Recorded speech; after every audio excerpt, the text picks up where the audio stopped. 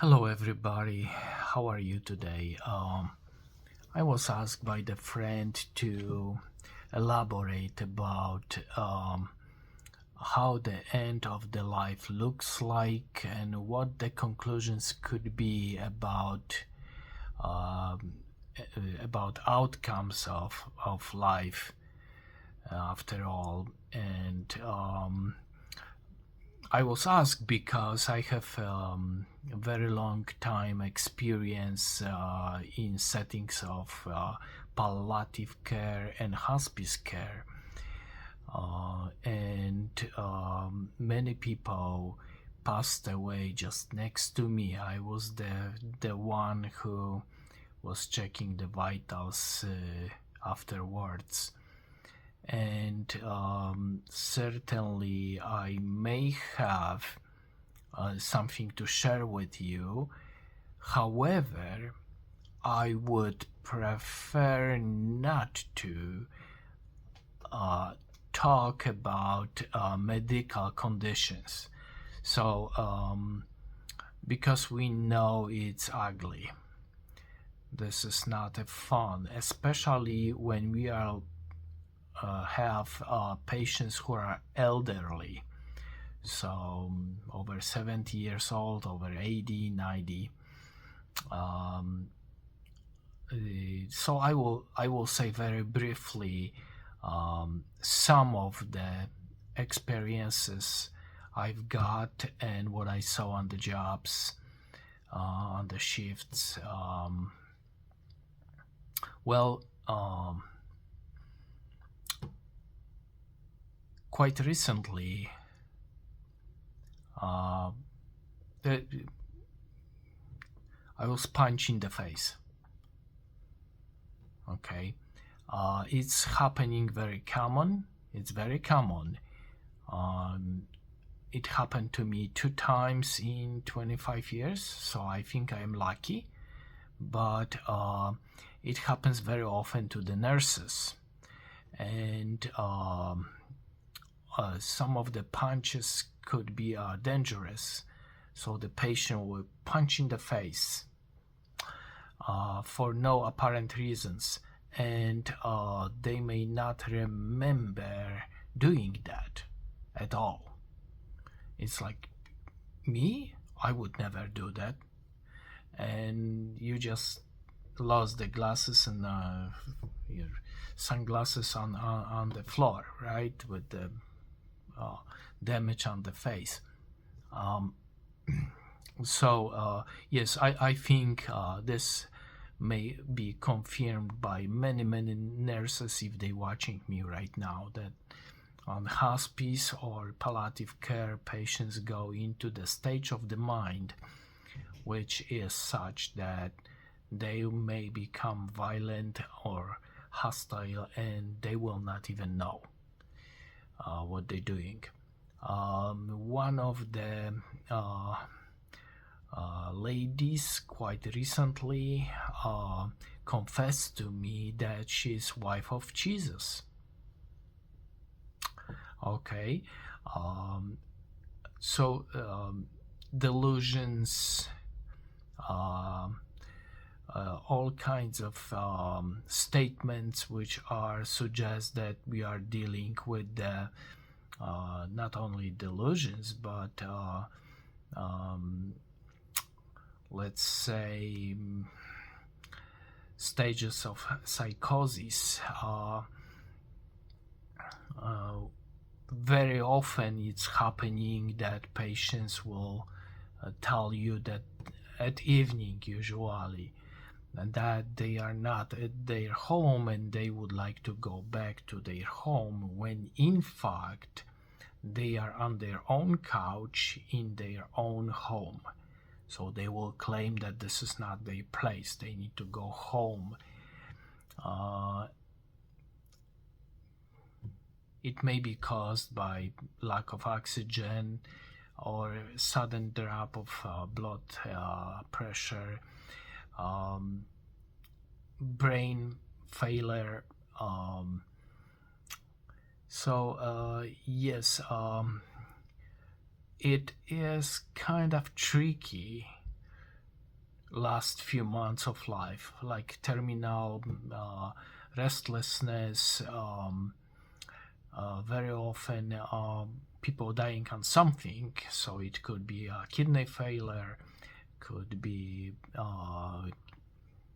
which makes people confused, dementia making people confused. They repeat the same phrases over and over again. It comes to the point that they need to be medicated, otherwise you would need to somehow to control them, their movement the other way, physically, I guess. So they losing sense of critical thinking and the judgment. They will be not able to even show the interest in life anymore.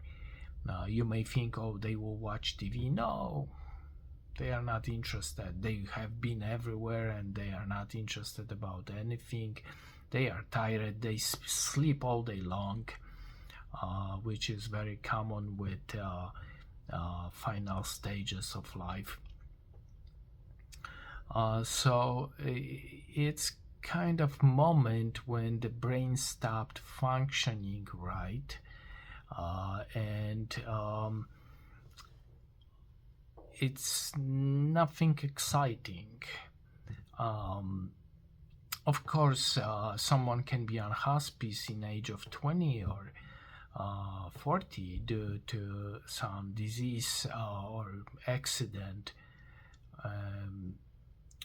But if we are talking about life, that someone got really old and it's there the last 6 months or even more than 6 months, sometimes even 2-3 years could be a struggle. So from medical point of view, hallucinations, very common, that they see family members coming for them and there's nobody in the room, right? So they see the ghost in their heads. There is a great story behind that as well. I think I was once witness something paranormal. So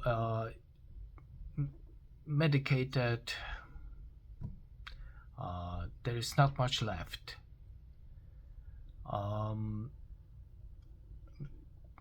That's 98% of the situations that it is struggle. It is bad, I would say. But there is also a conclusion I have of other type, not medical conditions, but a spiritual aspect, how that plays out on the end of the life. And I need to tell you that with the age doesn't mean that you will get knowledge and wisdom. Not at all. I think there could be a grandma, which is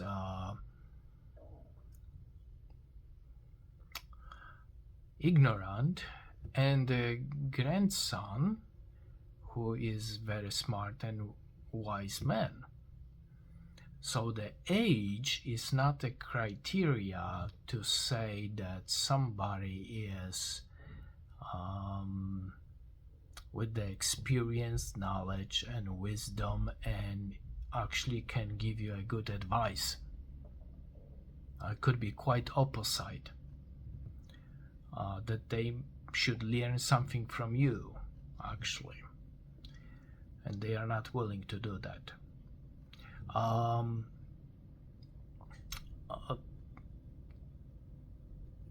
The second thing I would like to mention is that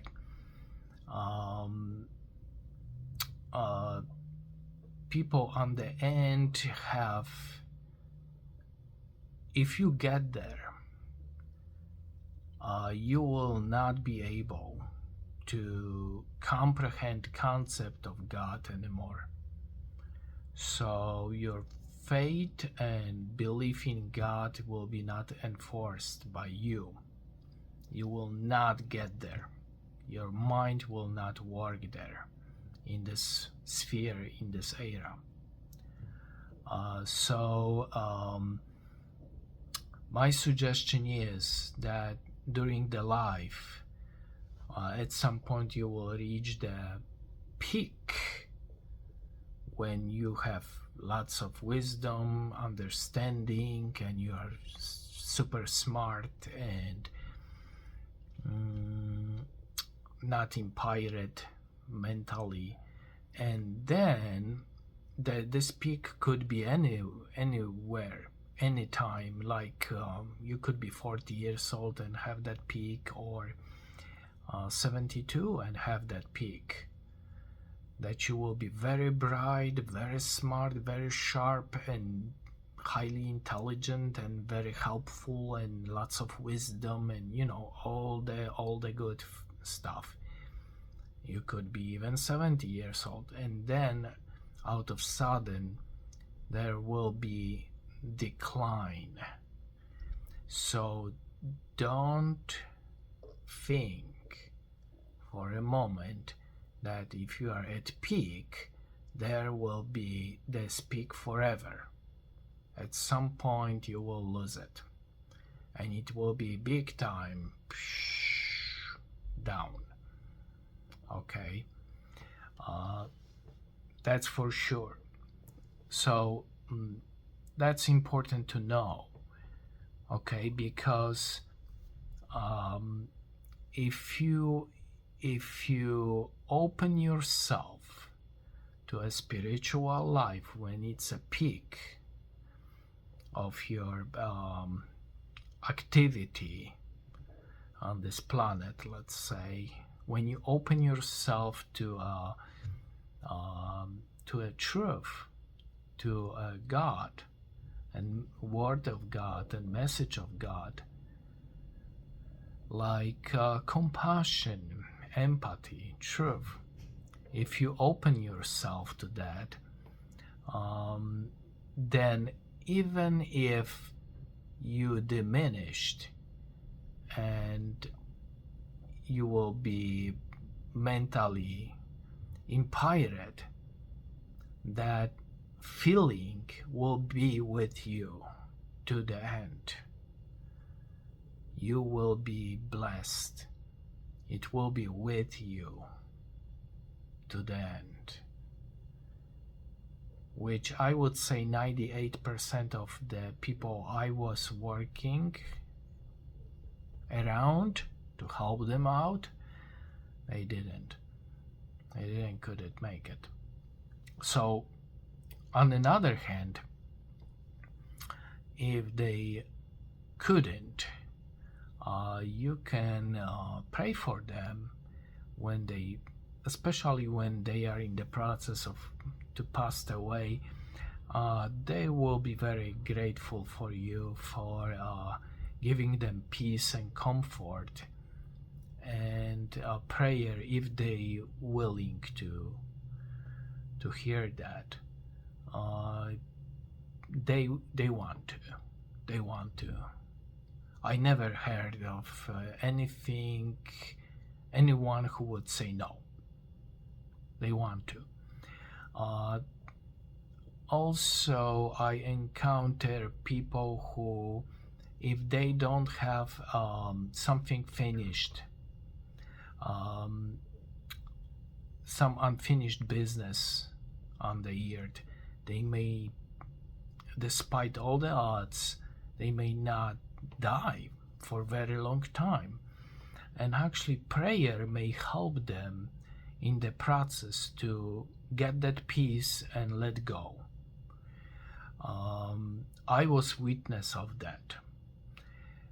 Um, Once I was witness son showing up and saying, "Hey, Dad, it's okay. We will make it without you.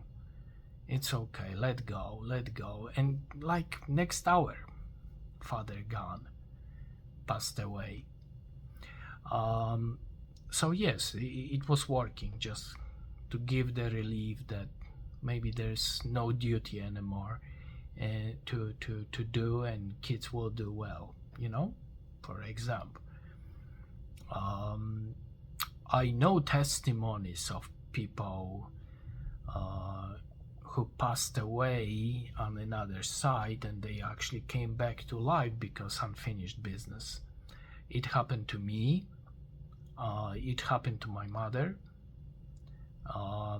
So there is something like to have a closure in life, and it's in aspect of spiritual life.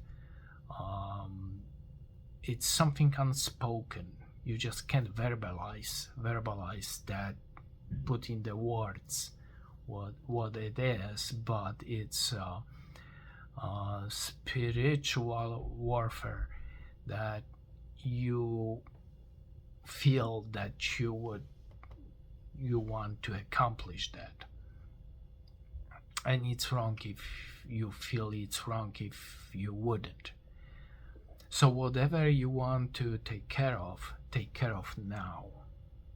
Do it now. Don't wait another 20 years till you will be in the bed, on the deathbed. Do it now, when you have the best shape, recognition, the brain works well, you can separate good from bad and sort out messages and get to the truth. It's better to do that now. Don't delay that, because you will get to the point in life that you will be not able to help yourself. It will be confusion, delusion, all the nonsense. Brain will fail, and then it will be too late. I would suggest to do it now. And I think in Christian faith, Jesus, who was Son of the God, was saying exactly that, that it's need to be done now, not later. To be aware of this, to listen to word of God, and to walk away from the selfishness and stick to the truth, that kind of things. I think it's very important. So what I was doing on the end, when the people dying, and you can feel the vitals go away, and prayer, just a prayer. It happens very often that I'm the last one they see and hear. Not always family is available. Even if I do the best attempt to inform what's happening, there is usually 50-50 chance that I will be by myself at that point with the patient. So prayer usually works well, with empathy, being warm, and wishing the best, to set aside of all the conflicts, and show the mercy and compassion on the end.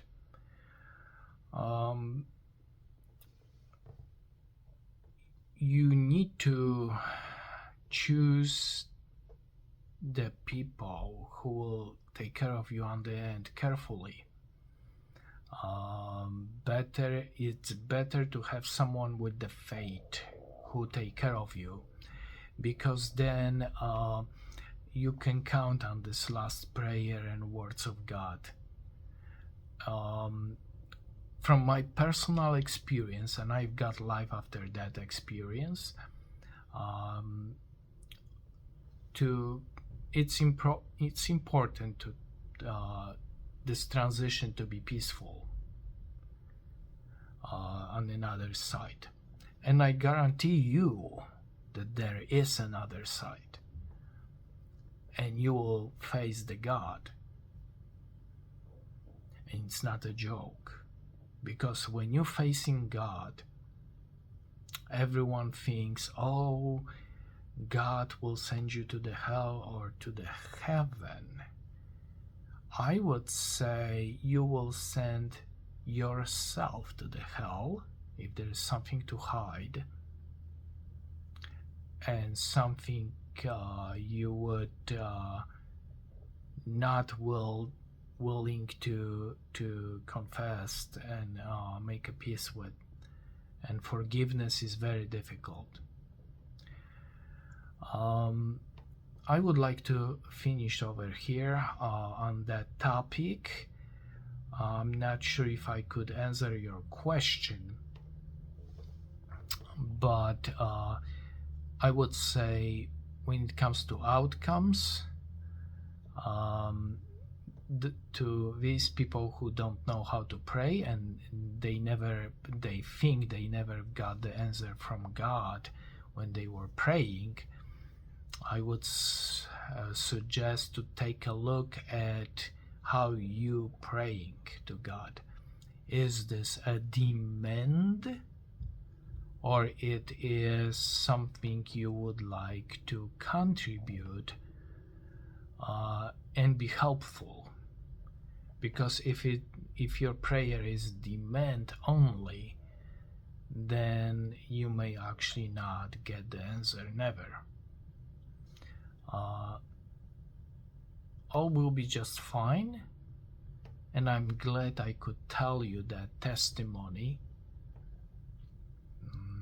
and I wish you very best and lots of blessings. And blessing never comes for nothing,